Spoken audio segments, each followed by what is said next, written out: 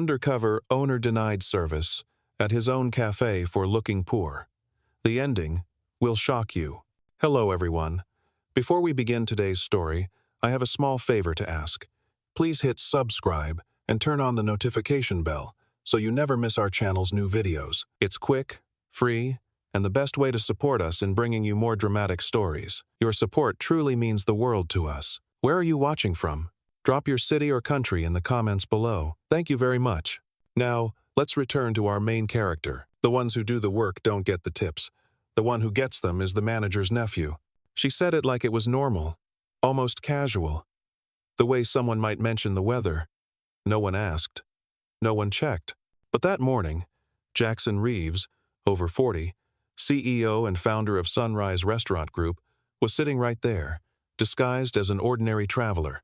What he heard froze him, not because the words were loud, but because they were so quiet, so accepted. Just a few soft sentences, spoken as if nothing could change them, but they carried enough weight to fracture an empire. That was the crack. And with it, a silent investigation began. Outside, the drizzle wasn't heavy, just enough to blur the windshield of his silver-gray pickup, like the town itself was trying to fog over the truth. The neon sign above the diner still flickered. Open 24 hours, humming softly in the morning air. From a distance, Sunrise Diner, number 28, looked like every other location in his chain wood-paneled booths, chrome counters, a smell of fresh coffee drifting out into the lot. But to Jackson, that familiar amber glow could no longer cover what his instincts had been whispering for months. Revenue at this branch was strong. The quarterly reports even showed it as one of the best-performing units. But turnover was through the roof. Engagement scores were dead last in the region. On paper, it looked fine. Too fine. And now, sitting at a corner table with a chipped ceramic cup cooling in front of him, he was beginning to understand why. He watched the early shift crew move behind the counter. Their motions weren't sloppy, but they weren't alive either. It wasn't the fatigue of a long week. It was something colder, something learned, the kind of mechanical rhythm you develop not from pride, but from surviving in silence. Then there was her, Cassie, hair pulled back in a loose tie, apron clean but frayed, sleeves rolled just enough to show she'd been at this for years. She wasn't flashy, she wasn't loud, but she was different, intentional. Every move she made carried a purpose, while others drifted like ghosts between tables. She approached him with a tray, one steaming cup of black coffee, a single slice of toast, 2 packets of jam set carefully on the side. She placed the plate so gently it didn't make a sound. "Black coffee and toast," she said, polite but subdued. Then, almost as an afterthought, "I added butter and jam for you, just in case." Jackson nodded, keeping his tone even. "Appreciate it." A pause, casual, like small talk. "Busy morning, huh? Guess the tips aren't bad at this hour." "Oh." The hesitation was only half a second, but he saw it. Not in her hands they stayed steady, but in her eyes. A flicker, a silence. Then she smiled, a smile that didn't reach her face. Morning shifts are the worst for tips, especially when we split them, but only a few actually get anything. Her voice dropped just below the hum of the espresso machine. She said it like it didn't matter, like it was too old a wound to even feel anymore. But for Jackson, it was the moment everything shifted. He lifted the cup, took a sip, and set it down again. The bitterness wasn't from the coffee. It was from something deeper. What she had just told him wasn't about a slow morning. It was about a system bent in silence. And if she was right, if only a few were actually receiving tips, then the numbers in his reports weren't just wrong. They were built on someone else's lie. He leaned back in his seat, eyes steady on the counter, as if nothing had changed. But inside, the investigation had already begun. And what Cassie thought was just another ordinary shift was about to expose everything. Jackson stayed in his corner booth, the chipped ceramic cup cooling between his hands. He didn't need to rush. Watching was enough. The crew moved with a rhythm that unsettled him, each action too flat, too practiced. Not the rhythm of teamwork, but the hollow pattern of people moving through the motions, waiting for the day to end.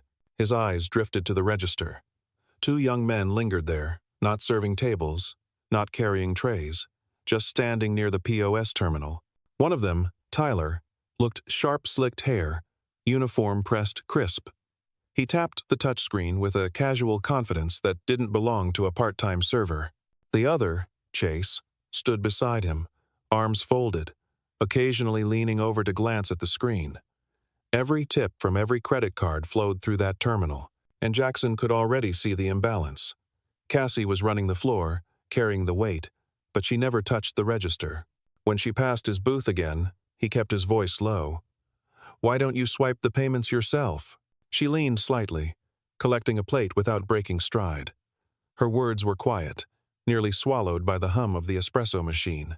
"I don't have access. Only certain roles can run cards. If your role isn't assigned, you don't get digital tips." She placed the plate on her tray, added even softer, "I'm listed as supplemental staff. It's basically invisible." Jackson felt his jaw tighten. He asked, steady, "Who decides that?" Her eyes flicked to the counter. The branch manager stood there, laughing with a regular. Brad Coleman. Crisp shirt, polished shoes, posture relaxed, the picture of competence. She didn't stop moving, only whispered his name as she turned away. Jackson said nothing, but inside him, the pattern was forming. The POS system had been built for transparency, equal splits tied to roles, not favoritism. What Cassie described wasn't a mistake. It was a design bent into something darker. A few minutes later, Cassie surprised him. She slipped a small notebook from her apron pocket. Its cover was worn, pages curled at the edges, ink bleeding slightly through thin paper. She placed it carefully on the edge of his table. "I didn't want to complain," she murmured. "I just needed to know I wasn't crazy." "Oh." Jackson lifted it gently, thumbing through the pages. Each line recorded. Dates, tables, ticket totals, digital tips displayed, tips she actually received. Red circles marked the gaps. Margins filled with notes in tight handwriting. "I've lost more than $600 this month," she said, eyes lowered. "But what hurts more is that no one ever asked who divides it. Or how." Jackson closed the notebook slowly, not with dismissal, but with reverence. It wasn't just notes. It was evidence. Evidence that no report, no dashboard, had ever shown him. He didn't respond right away. He didn't need to. The silence between them carried more weight than any promise could. Then, without drawing attention, he slipped the notebook back toward her, covering it with his cup. In one quick motion, he scribbled a message on a folded sticky note and tucked it inside the cover. "Keep documenting. Don't hand this to anyone else. Wait for me to return." Cassie's eyes met his for the first time, searching, uncertain. But Jackson only nodded once, calm, steady, like any other customer acknowledging good service. At the counter, Brad disappeared into the back office. The moment the door closed, Tyler leaned forward on the POS, tapping through menus with ease. His fingers moved faster now, pulling up screens that looked nothing like simple transactions. For a brief second, Jackson caught the display. User role settings. Access level. Advanced. Username. Tyler C. His grip tightened on the coffee cup. The system wasn't just being abused. It was being rewritten. Nearby, a new hire fumbled with her tray, clearly nervous, unsure how to adjust an order. Cassie slipped to her side, crouching slightly, guiding her with patience. How to flag allergies, how to adjust modifiers, how to avoid mistakes. Then, in a whisper only those close could hear, she warned, "Careful not to let Tyler handle your entries. He's not wrong. He just won't do it for you." Jackson heard it all, and in that moment, he understood. Cassie wasn't just doing her shift. She was holding the structure together in silence, keeping the branch alive while others drained it. The bitterness in his chest sharpened into clarity. He didn't need more suspicion. He had enough. The investigation had already begun. That afternoon, when he finally stepped out into the drizzle, he didn't look back at the glowing sign or the polished windows. He already knew. Behind the soft hum of that neon, someone had rewritten the rules. And worse, no one had noticed. Jackson left the diner that afternoon with the drizzle settling into mist, but the storm inside him was only beginning. He slid into the driver's seat of the pickup and shut the door, sitting in silence longer than he needed to. The notebook, the the POS screen, Cassie's quiet words, they weren't isolated moments. They were the outline of a system bent in the shadows. He pulled out his phone, scrolled to a single contact, and pressed call. "Mara," he said, voice low but steady. "We have a problem." On the other end, there was no hesitation. Mara Lynn had been head of internal investigations for 7 years. She had dismantled embezzlement rings without a headline, traced fraudulent invoices back to shell companies, and done it all quietly, efficiently. Jackson didn't need to explain much. "The POS system at Branch 28 is being manipulated. I need you to go in quiet, line by line, every role assignment, every tip account." "Understood," Mara said. That was all. The call lasted 93 seconds. Enough to set everything in motion.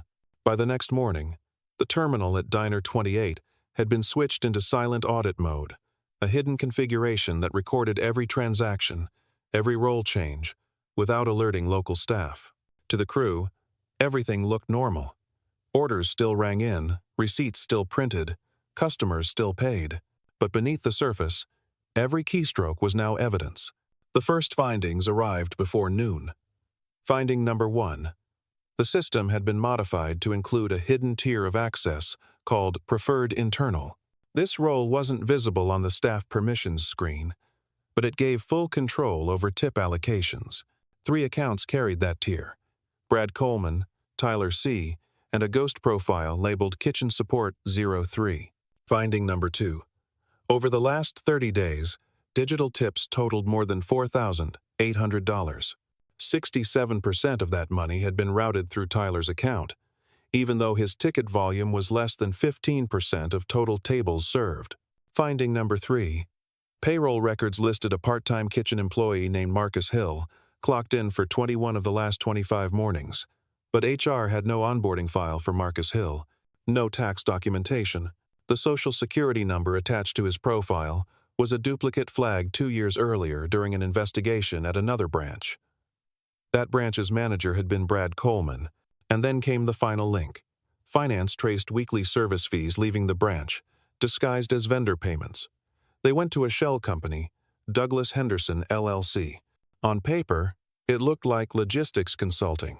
In reality, the registered email tied back to an address Brad Coleman once used before he became manager. The missing money had a home. Jackson read the report in silence, seated once again in the corner booth with his black coffee untouched. To the staff, he was still Walt Simmons, a traveler passing through. To himself, he was now something else entirely: witness, investigator, judge.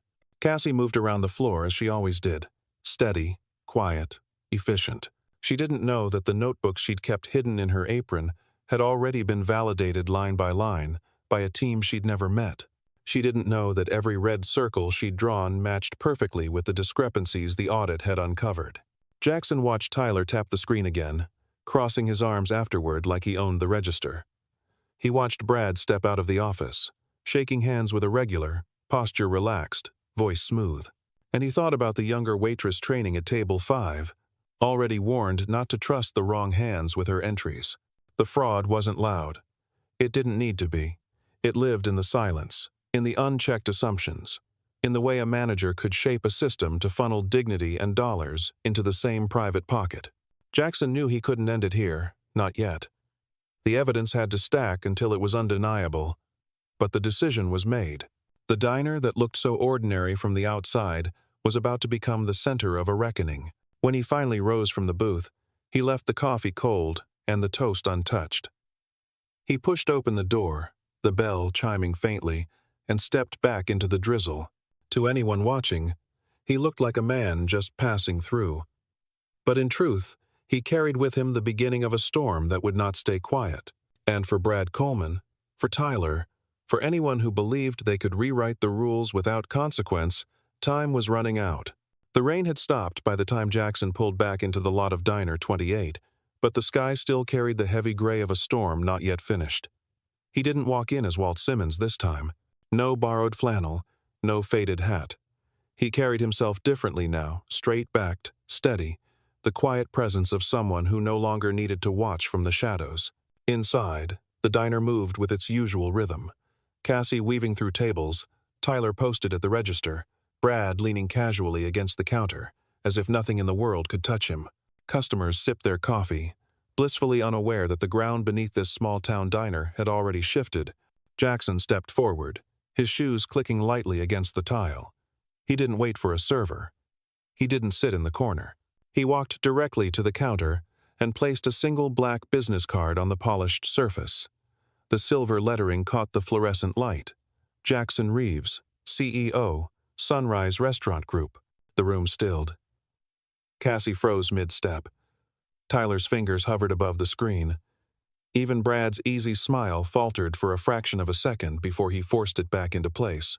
Jackson's voice was calm, but it carried across the diner. I built Sunrise on the promise that fairness wouldn't be optional, that a day's work would mean a day's pay. What I found here is something else entirely. Brad chuckled lightly, trying to recover. Sir, there must be some misunderstanding. Jackson cut him off with a steady glance. He pulled a folded packet from his jacket and laid it next to the card. Audit logs. 30 days. Every roll assignment, every diverted dollar. Tyler C., Brad Coleman, and an account that doesn't exist, Marcus Hill. Cassie's breath caught, audible even in the silence. She looked at the notebook still tucked in her apron, the one she thought no one had ever taken seriously. Brad tried again, his tone sharper now. You don't understand how these systems work. I designed them, Jackson said flatly, and I know exactly how they're being twisted. He turned toward Cassie. Would you mind showing everyone what you showed me? Her hands trembled as she pulled the notebook free, placing it beside the audit printouts.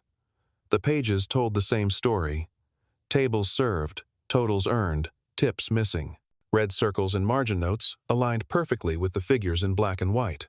Customers leaned forward in their booths. A man near the window set down his cup. Even the trainee paused with her tray halfway lifted, eyes fixed on the counter. Jackson let the silence stretch, then spoke clearly. You've been stealing from your own staff. You've been teaching silence instead of service. And you thought no one would notice. Tyler shifted uncomfortably, but Brad stood rigid, jaw clenched, his posture no longer relaxed but cornered. This ends now, Jackson continued. Effective immediately, Brad Coleman, you're relieved of duty. Tyler, your access is revoked. You will both be investigated for further misconduct. Oh, he turned back to Cassie, his tone softening. And thank you, for keeping the truth alive when no one else would. From today, you're promoted to floor supervisor. Every new hire will learn from you. Cassie's eyes widened, disbelief flickering before giving way to relief. Around her, a few customers nodded quietly. Someone murmured, "About time." Jackson gathered the papers, leaving the card and the evidence where everyone could see. This diner isn't just a building, it's a reflection of who we are, and fairness isn't negotiable. With that, he stepped back from the counter, the weight of his words hanging in the air. The room was silent, not from fear, but from the shock of seeing a system undone in plain sight. And for the first time in months, maybe years, Diner 28 felt like it could breathe again. The room stayed hushed long after Jackson's words faded. Customers shifted in their seats, some whispering to each other, others just staring at the business card still resting on the counter. Brad's face had drained of color, his confidence stripped away by a few sheets of paper and the undeniable weight of truth. Tyler looked down at the register, hands fidgeting with nothing to do. The silence wasn't awkward. It was final. Jackson didn't gloat. He didn't raise his voice. He simply stood steady, letting the reality settle. Fairness isn't a favor, he said quietly. It's the foundation. Without it, everything we've built crumbles. He turned toward Cassie. Keep the notebook. Keep documenting. But from now on, you won't be doing it alone. He placed a small slip of paper on the counter, a direct line to his office. If you ever see this happening again, you call me first. Cassie swallowed hard, nodding, her voice barely more than a whisper. Thank you, sir. Hell, the trainee at table 5 looked stunned, clutching her tray like a lifeline. Jackson caught her gaze. Don't forget this moment.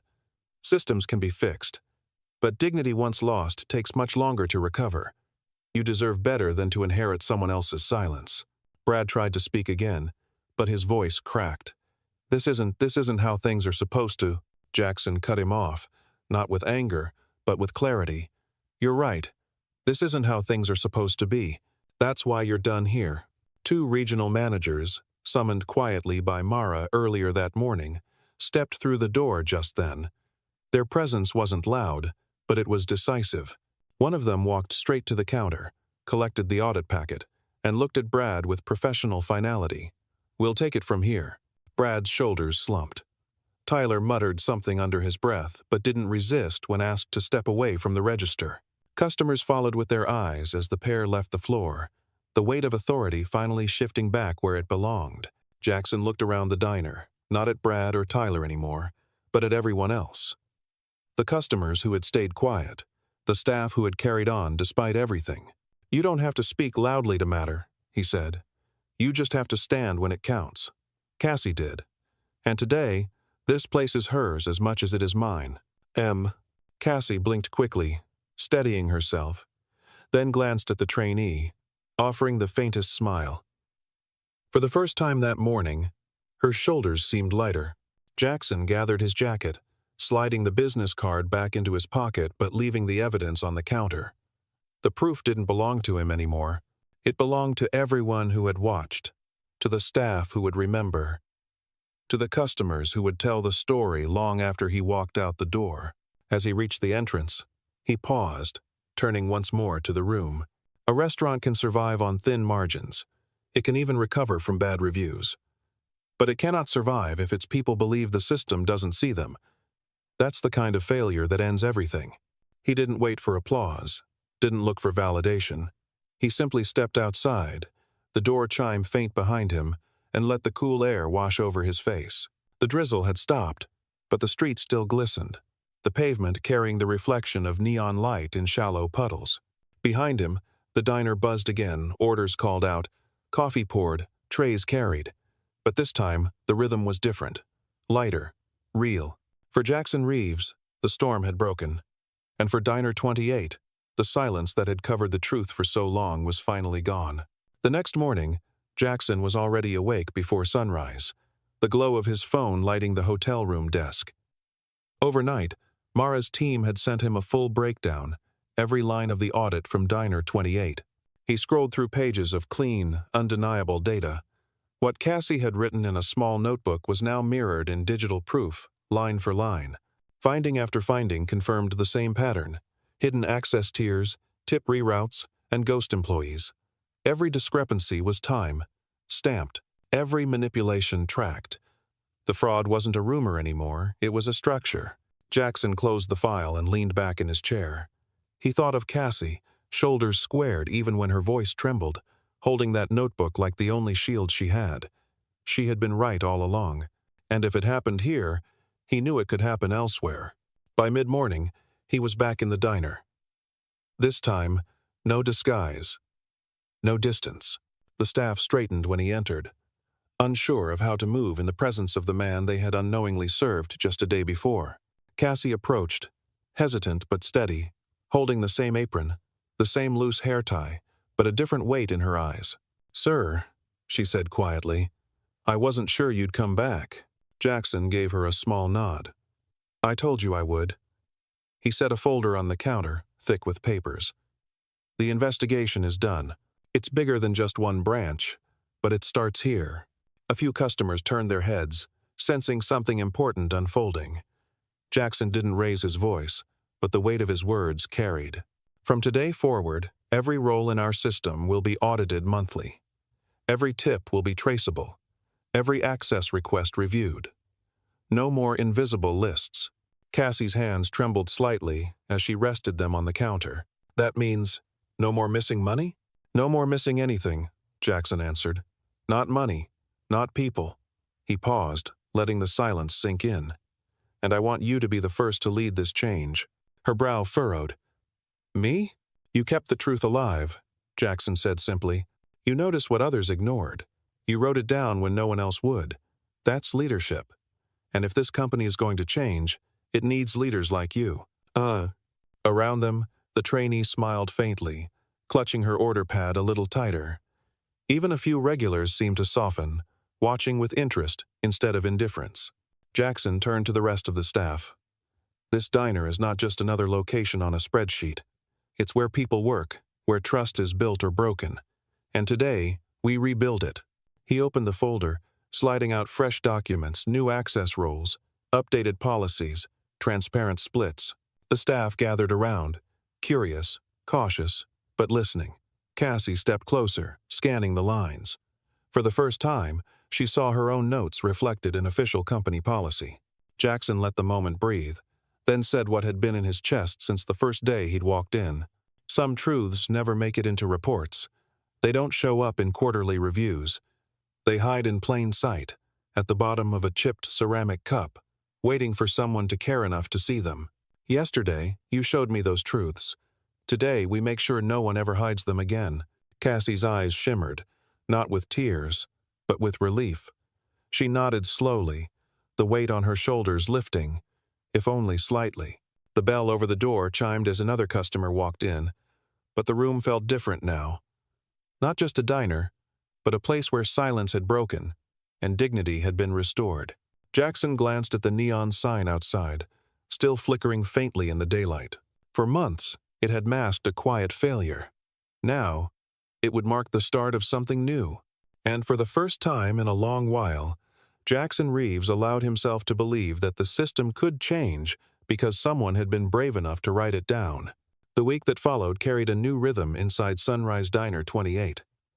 The audit results had already been forwarded to regional offices, but Jackson wanted to see the change with his own eyes. No press, no memos, just presence. When he returned on a Friday morning, the neon sign buzzed faintly against the pale dawn, but inside the atmosphere was different. Staff moved with energy that hadn't been there before. The air wasn't thick with resignation. It felt lighter, purposeful. Cassie stood behind the counter, not just serving, but guiding. The trainee from days earlier shadowed her closely, repeating the steps with newfound confidence. Black coffee, toast, side of jam. The trainee recited softly. Cassie smiled faintly. Good. And don't forget to double-check the ticket. Customers notice when you're careful. Jackson sat at his old corner booth, watching. The chipped cup had been replaced with a clean set of mugs. The details were small, but they mattered. He pulled out his notebook, jotting quiet observations the same way Cassie once had. Across the diner, Tyler's absence was noticeable. The register no longer served as a throne for one person. Now, multiple staff had access, each transaction logged transparently. The screen displayed tips in real time, visible to everyone. No secrets, no hidden tears. Cassie approached Jackson's booth with steady steps. Back again, she said, setting down a cup of coffee. Back again, Jackson echoed, giving her a small nod. How's it going? She glanced over her shoulder at the trainee, who was refilling mugs at another table. Better. People are finally starting to believe the system sees them. And Jackson sipped the coffee. This time it was still warm. That belief will keep them here longer than any paycheck ever could. Cassie looked at him, her voice quieter now. I kept thinking I was invisible, that no one would ever notice. You weren't invisible, Jackson said firmly. The system tried to make you invisible, but you refused to disappear. Her expression shifted half relief, half disbelief. She stood a little straighter. Thank you. For listening. The door chimed as a group of regulars entered, shaking off the cold. One of them, a man who had once smirked at Jackson during his undercover visit, caught sight of him now. Recognition flickered across his face. He nudged his friend, whispering, That's the owner. The one who fixed this place. Jackson didn't acknowledge it. He wasn't here for applause. He was here to make sure the silence didn't return. Later that morning, Mara arrived quietly, slipping into the booth across from him. She set a laptop on the table, turning the screen toward him. Charts, graphs, and timelines filled the display. We've expanded the audit company wide, she said. Preliminary checks show at least 4 other branches using similar hidden tiers. But thanks to what we found here, we know exactly how to dismantle it. Jackson studied the screen, then glanced back toward the counter where Cassie was showing the trainee how to balance an order tray. This started with a notebook in someone's apron. Don't ever forget that. Mara nodded. Neither will I. As she packed up her laptop, Jackson leaned back, eyes drifting toward the window. The drizzle had cleared, replaced by a thin sunlight cutting through the glass. The diner no longer looked like a place clouded by quiet corruption. It looked like a place reborn. And yet, Jackson knew the work wasn't over. Systems could be fixed, policies rewritten, but culture, the way people treated each other when no one was watching, that took longer. Still, for the first time in months, he believed they were on the right path. The bell chimed again, another customer walking in, another order waiting to be taken. The day pressed forward, ordinary and extraordinary at once. Jackson Reeves sat quietly, drinking his coffee, carrying the knowledge that sometimes the loudest change begins in silence, and that silence had finally been broken. By the following Monday, the story of Diner 28 had begun to ripple beyond the walls of the small-town cafe. No official press release had been issued, but word spread the way truth often does, through whispers, through customers telling friends, through employees calling family after their shifts. Jackson walked in that morning with little fanfare. The bell chimed as always, the smell of fresh coffee rolled across the counter, and the neon sign flickered against the daylight. But the way people looked at him had changed. Not with curiosity, not with dismissal, but with recognition. Cassie was already on the floor, showing the trainee how to handle a double order without spilling. She caught sight of Jackson and gave the smallest nod, a quiet acknowledgement that didn't need words. The notebook no longer hid in her apron. It sat openly on a shelf behind the counter, a symbol that evidence mattered here now. Jackson took his usual booth. The chipped cup had been retired, replaced with a clean white mug. It was a small gesture, but it marked a break from the days when silence coated everything. A few minutes later, Mara slid into the booth across from him again. She carried a folder, thicker than the last one. "We've confirmed it," she said, tapping the cover. 4 other branches using similar role manipulations. Same patterns, same missing dollars. Different names, but the same script. Jackson exhaled slowly. How much? Across those locations, close to $35,000 in diverted tips over the last quarter. He didn't flinch. Numbers didn't shock him anymore. What hit harder was knowing how many Cassies existed across his chain workers, keeping notebooks no one asked for, whispers no one believed. "We'll fix it," he said. Not a question, not a plea, a statement. Mara nodded. "Policy changes are already in draft. Transparent role assignments, third-party audits, monthly random checks. It will close the loopholes." Jackson leaned back, glancing around the diner. A family of 4 sat near the window, kids laughing over pancakes. A trucker sipped coffee by the door. Life moved on. And yet, beneath the ordinary surface, something had shifted forever. He looked back at Mara. Systems are easy to rewrite. Culture takes longer. People need to believe again that fairness isn't a trick, that it's real. Cassie walked by just then, refilling mugs. She set one in front of Jackson, meeting his eyes briefly before moving on. That simple act carried more weight than the data in Mara's folder. "Start with her," Jackson said softly. "Train her to train others. Make sure what she knows spreads further than these walls." Mara followed his gaze and gave a slight smile. Already in motion, she'll be part of the internal training program next month. Jackson allowed himself a rare moment of ease. Not satisfaction, there was too much work left for that, but ease. The silence that once smothered this diner had broken, and in its place was something stronger. As he finished his coffee, he slid out of the booth and stood. The staff paused, expecting a speech, but Jackson didn't deliver one. He simply looked around the room, steady and calm, then said, "This is what fairness looks like. Hold on to it." With that, he left a tip on the table cash, visible, undeniable, and walked toward the door. The bell chimed as he stepped out, the neon buzzing faintly behind him. Outside, the air was crisp, sunlight finally pushing through the gray. Jackson Reeves walked to his truck, knowing the battle wasn't just about one diner, one audit, or one set of bad actors. It was about rewriting silence into something else. Proof that integrity wasn't optional. And in that small-town diner, for the first time in too long, fairness wasn't hidden. It was alive, in plain sight. The sun was low when Jackson returned one last time that week. The sky over the diner glowed orange, reflected in the chrome trim of parked cars. Inside, The rhythm was steady orders called, plates served, coffee poured. Ordinary, but no longer hollow. Cassie stood at the counter, guiding the trainee through closing tasks. She glanced up as Jackson walked in, and this time her smile reached her eyes. No hesitation, no weight pulling her down. Just key at certainty. Jackson didn't sit in the corner booth. He stayed near the counter, watching the staff move. No one lingered by the register like it was a throne. The POS screen displayed every transaction, visible to anyone who needed to check. Tips split evenly, no shadows, no whispers. Cassie handed him a slip of paper, the updated role assignments posted for the whole staff to see. "Everyone gets equal access now," she said softly. "No hidden lists. No exceptions." "Oh." He studied the sheet for a moment, then set it back on the counter. That's how it should have been from the start. The trainee, wiping down tables, glanced at Cassie and then at Jackson. "Is it always like this in other diners?" she asked. Jackson shook his head. "Not always, but it will be." The words carried across the room. Staff, who had been quiet before, straightened, hearing the promise for what it was. Jackson turned back toward Cassie. "You kept the truth alive when no one else would. Now you'll teach others to do the same. That's more powerful than anything I can write on paper." Cassie's hand rested on the counter, steady now. "I just wanted things to be fair." "And they will be," Jackson said. "Because fairness isn't a gift, it's a commitment."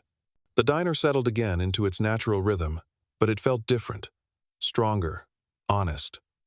Jackson reached for his wallet, set cash on the counter, and didn't wait for change. The gesture was simple, visible, undeniable. As he stepped outside, the bell over the door gave one last chime. The neon sign flickered against the darkening sky, humming softly. For months, it had lit a place clouded by silence. Tonight, it marked something else. A diner no longer invisible, a staff no longer overlooked. Jackson Reeves paused at the edge of the lot, looking back once. Not with regret, not with doubt, with resolve.